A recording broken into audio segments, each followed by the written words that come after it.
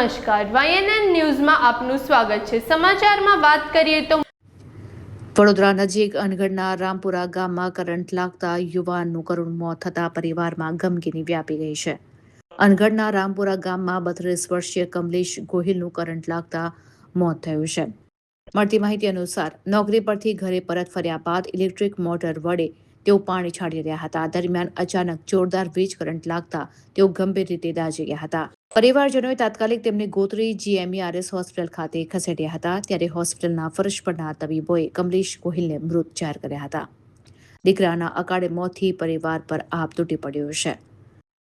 આ સાથે સમગ્ર રામપુરા ગામમાં શોકની લાગણી વ્યાપી ગઈ છે। આ ઘટનાને પગલે ગામમાં માતમનો માહોલ સર્જાયો છે। રિપોર્ટર રાહુલ રાજપૂત।